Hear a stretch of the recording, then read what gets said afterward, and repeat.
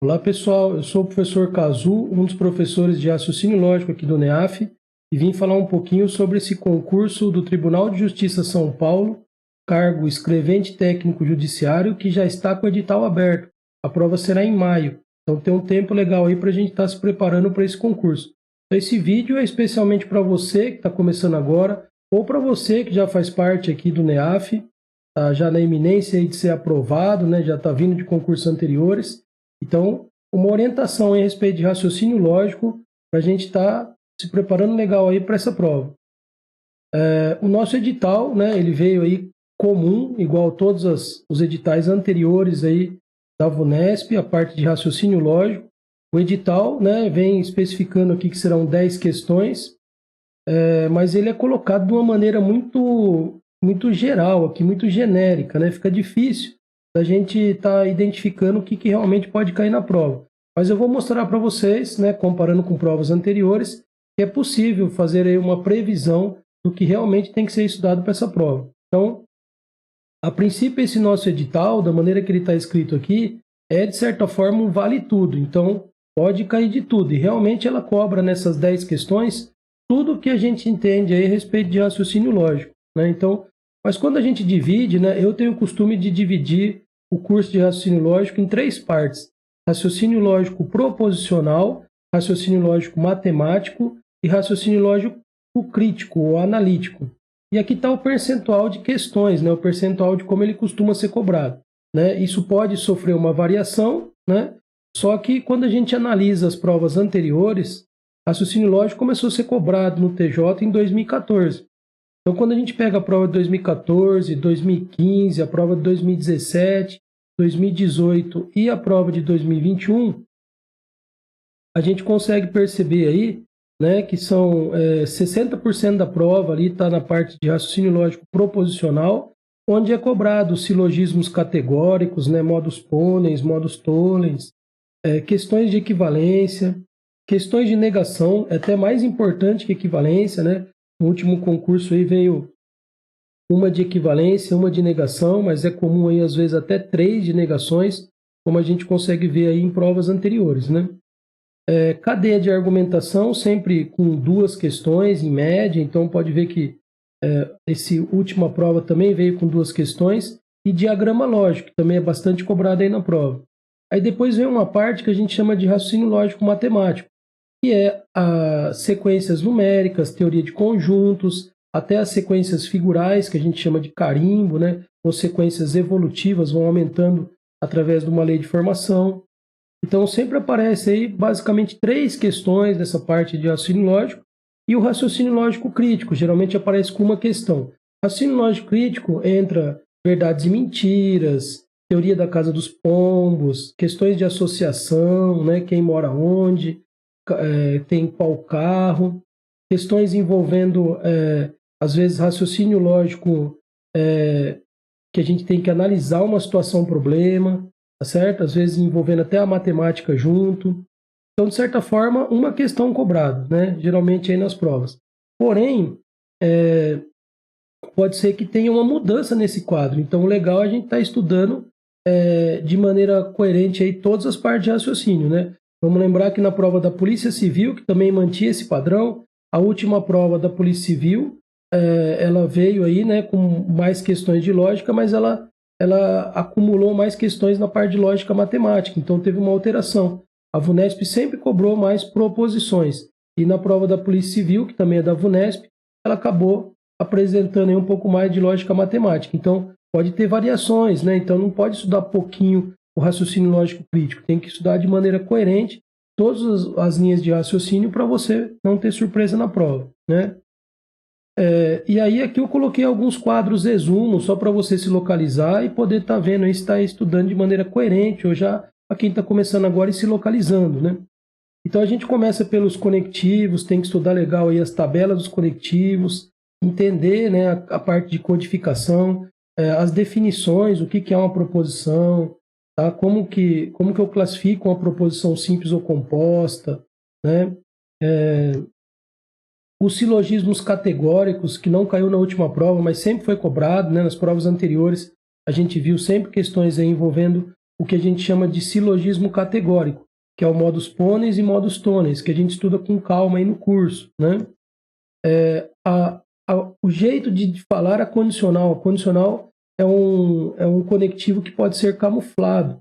Às vezes ele vem falando todo A é B, A implica B, A está condicionada a B, posso falar A é condição suficiente para B, B é condição necessária para A, todo A é B, então eu posso camuflar esse conectivo, que é o se então.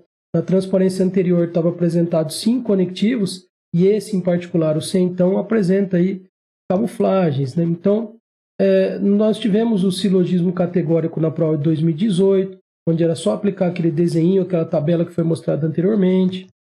Tivemos uma questão muito semelhante na prova de 2017, na prova de 2015. Então, isso mostra, né, essa repetição de determinadas questões. Tá? Então, é só a gente estudar provas anteriores, né, que a gente já estaria no caminho correto. Então, primeiro a gente estuda provas anteriores do TJ, de raciocínio lógico, né? E aí a gente já vai ter um caminho do que precisa estudar. E depois aprofunda. Quanto mais questões você conseguir estudar até a prova, melhor, né? As equivalências, que a gente viu que também sempre tem questão cobrada, todo ano foi cobrado questão. Então, certamente nessa prova não será diferente. Será cobrado questão envolvendo equivalência. Existem as equivalências clássicas, que a gente aprende os mnemônicos no curso, né? O troca, nega, nego, Neymar. Mas existe também algumas equivalências que não são as principais. E a VUNESP começou a cobrar isso aí a partir do ano de 2020. Começou a aparecer mais equivalências aí que não são as categóricas. Então é legal saber as equivalências de uma bicondicional com relação ao ou, né, que é a disjunção exclusiva, equivalências envolvendo propriedades das proposições, né? Então, propriedade distributiva das proposições. Então, a gente vê isso aqui, apareceu aí, né? Então, aqui está um quadro sinótico, só para você poder se localizar e saber o que tem que estudar de maneira coerente. Então, em 2021 foi cobrado isso daí. A questão de equivalência não era uma equivalência clássica, era uma equivalência envolvendo aí essas propriedades das proposições. Mas a gente já teve questão de equivalência em 2018, 2017, 2014, quer dizer, então é uma questão que sempre está presente aí nas provas. A parte de negações, né, a gente decora 8 regrinhas de negações, decora, aprende a aplicar direitinho, e aí chega na prova pelo menos uma questão, pode ser que caia até 3, como você viu ali no quadro anteriormente. Então, você vai lá, mata rapidinho usando essas regras, tá? Então, raciocínio lógico é uso específico de regras. Você não precisa ficar pensando muito na prova, você aplica regras. Então, por isso é necessário, quanto mais questões, melhor, né? Então tá aí, ó, bastante questões aí envolvendo a parte de negações. A cadeia de argumentação, existe a cadeia de argumentação simples, né, ou a clássica, que sempre tem um ponto de partida. Mas existem as cadeias de argumentação um pouco mais específicas, que não tem ponto de partida. Começa pelo dilema e depois algumas, né, que tem que estar testando alternativas. Então, a VUNESP também, na prova do TJ, sempre cobrou, em média, 2 questões de cadeia de argumentação. Em 2021, por exemplo, nós tivemos 2 questões aqui envolvendo essa cadeia de argumentação. E aí você aprende a fazer, tem um padrãozinho, tudo feito da mesma maneira, né? E todo ano aí, praticamente, encontramos esse tipo de questão. Então, a gente já sabe que vai estar presente na nossa prova, né? Essa estatística, apesar de 5 provas é um número baixo, estatisticamente falando, isso já dá uma certa segurança. A gente também, estudando outras provas da VUNESP, a gente já sabe o que ela gosta de cobrar desse assunto raciocínio lógico. Então, aqui na nossa prova do escrevente não vai ser diferente, né? A parte de diagramas lógicos, né, que a gente aprende aí a lidar com os quantificadores, né, o todo, nenhum e o algum não. E aí, chega na prova lá, é só fazer o desenho, né, aquela parte, entendeu o que é que desenha? Então, a gente desenha para poder estar aplicando na prova. Então, aqui eu estou mostrando de uma maneira rápida só para a gente ver a repetição, né, repetibilidade aí dos exercícios. Só muda a cara deles, mas o jeito de fazer é o mesmo. Junto com o diagrama já começa uma ponte para o raciocínio lógico matemático, que é a teoria de conjuntos. A VUNESP também sempre cobrando aí teoria de conjuntos na prova. Em 2021 ela não cobrou 2 questões de diagrama, mas teoria de conjunto é uma coisa que ela ama, então provavelmente estará presente nessa nossa prova agora, né? Então, tá aqui diversas provas aí envolvendo, diversas questões, né, envolvendo teoria de conjunto em provas anteriores do TJ. A parte de sequência numérica, a gente também sabe que vai ter uma questão de sequência numérica na prova, e aí é só ficar treinando questões anteriores da banca VUNESP, que você não vai ter novidade. Chega lá é igualzinho a questão, perfeito? Olha lá, bastante questão aqui de sequência. A parte de sequência figural, que a gente tem que interpretar, às vezes é um carimbo, né? Em 2021, a última prova do escrevente, caíram 2 questões envolvendo carimbo. Essa primeira que eu estou apresentando, né, que infelizmente foi anulada, por um detalhezinho aí, né, do enunciado, um detalhezinho aí até irrelevante, que ele falava, a pergunta dele, né, é qual vértice não tem seta apontando. E todos têm seta apontando, né, seja interno ou externo. Faltou explicar se ele estava se referindo a setas externas ou internas. Então, isso levou à anulação da questão. Mas é uma questão que a gente chama de carimbo. E nessa prova de 2021, interessante que foram 2 questões envolvendo o tema carimbo. Tá? Então aqui também a gente tinha que fazer esse lance aí de carimbo, que é igual a todas as outras provas. Tá? Então aprendendo uma, praticamente você aprendeu a fazer todas, tá certo? Assim que funciona.